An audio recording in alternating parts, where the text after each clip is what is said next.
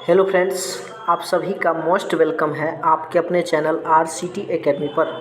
Friends, Bihar police से संबंधित science का यह सेकेंड वीडियो है। अगर फर्स्ट वीडियो आप अभी तक नहीं देखे हैं तो आप हमारे चैनल की प्लेलिस्ट में जाकर उस वीडियो को देख लीजिए। दोस्तों, यह वीडियो उनके लिए महत्वपूर्ण है जो बिहार पुलिस की अभी फ़िलहाल तैयारी कर रहे हैं और साथ ही अगर अन्य कई एग्ज़ाम की भी तैयारी कर रहे हैं तो वहाँ पर भी यहाँ से प्रश्न पूछे जाएंगे, क्योंकि इस वीडियो में मैं बहुत ही महत्वपूर्ण प्रश्न लेकर के आया हूँ। सो इस वीडियो में आप अंत तक ज़रूर बने रहें। अगर यह वीडियो थोड़ा भी आपको हेल्पफुल लगे तो वीडियो को लाइक करके चैनल को सब्सक्राइब कर दीजिए और ज़्यादा से ज़्यादा दोस्तों के साथ अपने इस वीडियो को शेयर कर दीजिए। और अगर इस क्लास का PDF दोस्तों आपको चाहिए तो आप हमारे टेलीग्राम चैनल RCT एकेडमी को ज्वाइन कर सकते हैं। टेलीग्राम चैनल का लिंक मैं इस वीडियो के डिस्क्रिप्शन में दे दूंगा। चलिए वीडियो स्टार्ट करते हैं। आज का आपका पहला प्रश्न है, ये साइंस का सभी प्रश्न है कि एक ही प्रकार के परमाणुओं से मिलकर बना पदार्थ कहलाता है। तो तत्व कहलाता है। क्या कहलाता है? तत्व। दो या दो से अधिक तत्वों के मात्रा के विचार से एक निश्चित अनुपात में संयोग करने से बना पदार्थ क्या कहलाता है? तो ये आपका यौगिक कहलाता है। क्या कहलाता है? यौगिक। आपका नेक्स्ट क्वेश्चन है, किसी ध्वनि स्रोत की आवृत्ति में होने वाले उतार चढ़ाव को कहते हैं? तो इसको कहते हैं डॉपलर प्रभाव। क्या कहते हैं? डॉपलर प्रभाव। कोई कण एक सेकेंड में जितने कंपन करता है उस संख्या को क्या कहते हैं? तो उस संख्या को हम आवृत्ति कहते हैं।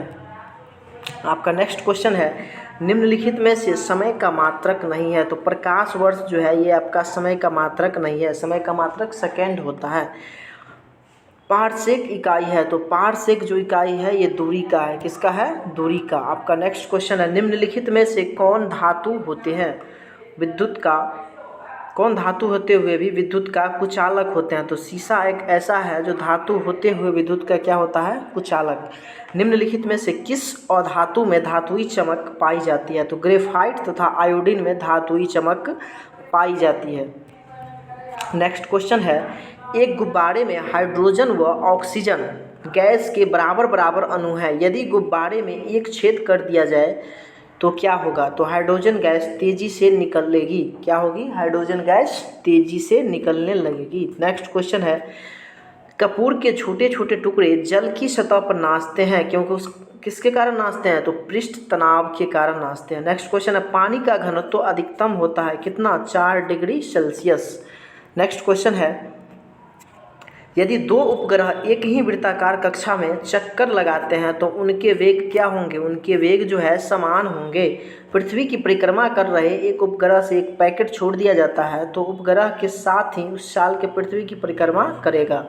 नेक्स्ट क्वेश्चन है, निम्नलिखित में से कौन एक यौगिक है? तो अमोनिया जो है ये एक यौगिक है। यंग प्रत्यास्था गुणांक का ऐसा मात्रक क्या होता है? न्यूटन प्रति मीटर स्क्वायर।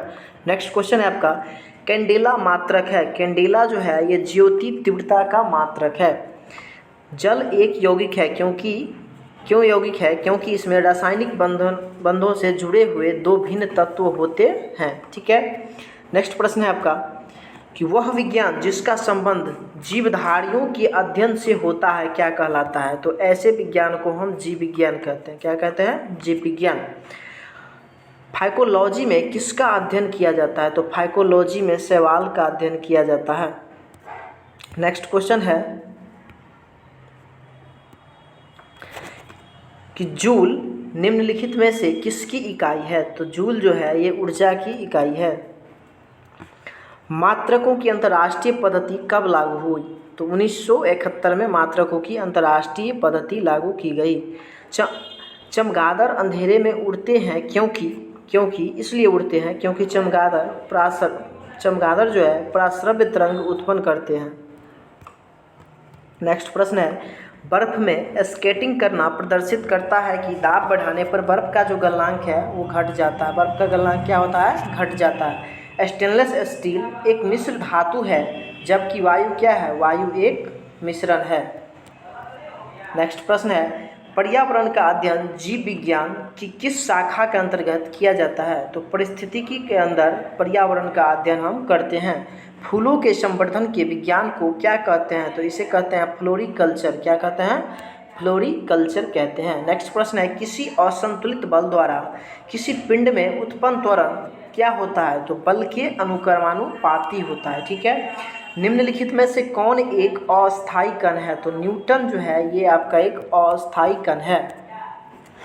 परमाणु नाभिक के अवयव है, परमाणु नाभिक के जो अवयव है वो है प्रोटॉन और न्यूट्रॉन। नेक्स्ट प्रश्न है, सजावटी वृक्ष तथा झाड़ियों के संवर्धन से संबंधित अध्ययन कहलाता है?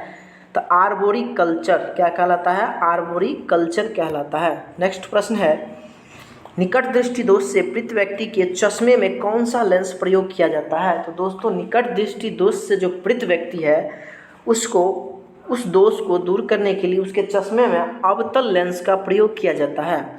अगर वह व्यक्ति अगर दूरदृष्टि दोष से पीड़ित रहेगा तब उसके चश्मे में उत्तल लेंस का प्रयोग होगा और निकट होगा तो अवतल होगा। ठीक है।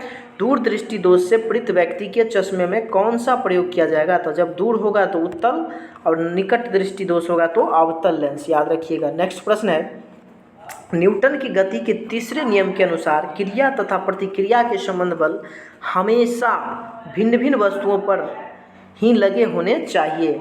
नेक्स्ट प्रश्न है, प्रत्येक क्रिया के बराबर व विपरीत दिशा में एक प्रतिक्रिया होती है, यह है न्यूटन का तृतीय नियम। यह कौन सा है? न्यूटन का तृतीय नियम है। नेक्स्ट प्रश्न है, माइकोलॉजी में किसका अध्ययन किया जाता है? तो माइकोलॉजी में जो है कवक का अध्ययन किया जाता है। किसका? कवक का। जल में तैरना न्यूटन की गति के किस नियम के कारण संभव है? तो जल में जो हम तैर पाते हैं वह न्यूटन के तृतीय नियम से हम लोग तैर पाते हैं।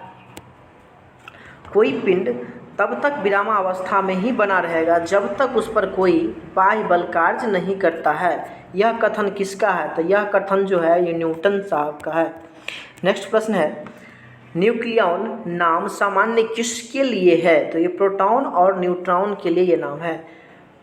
पॉजिट्रॉन है एक धनावेशित इलेक्ट्रॉन। क्या है? धनावेशित इलेक्ट्रॉन। नेक्स्ट प्रश्न है, एग्रोफोरेस्ट्री क्या है? तो एग्रोफोरेस्ट्री जो है ये कृषि के साथ साथ उसी भूमि पर काष्ठीय 12मासी वृक्ष लगाना क्या कहलाता है? एग्रोफोरेस्ट्री।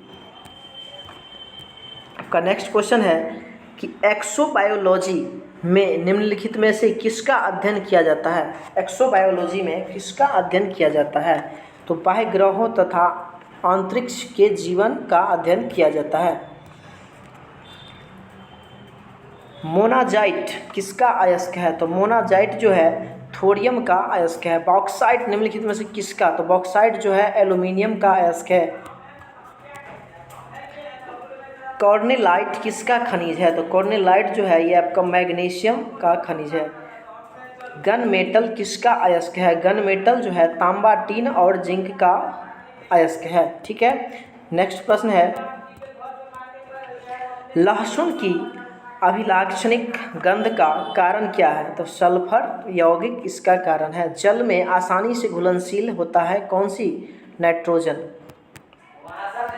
नेक्स्ट प्रश्न है, भारी जल एक प्रकार का मंदक है। भारी जल क्या है? एक प्रकार का मंदक है। इसमें से कौन कोलाइड नहीं है?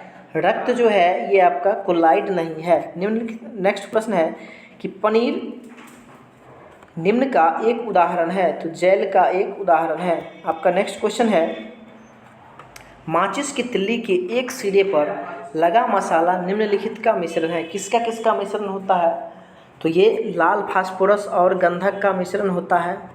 निम्नलिखित में से कौन सा एक प्रकृति के अनुचुंबकीय है? तो ऑक्सीजन। क्या होगा? ऑक्सीजन। नेक्स्ट प्रश्न है कि जो तत्व ऑक्सीजन पर प्रतिक्रिया नहीं करता वह है आयोडीन। वह क्या है? आयोडीन। निम्न में से कौन सर्वाधिक अस्थायी तत्व है? सीसा एक सर्वाधिक अस्थायी तत्व है।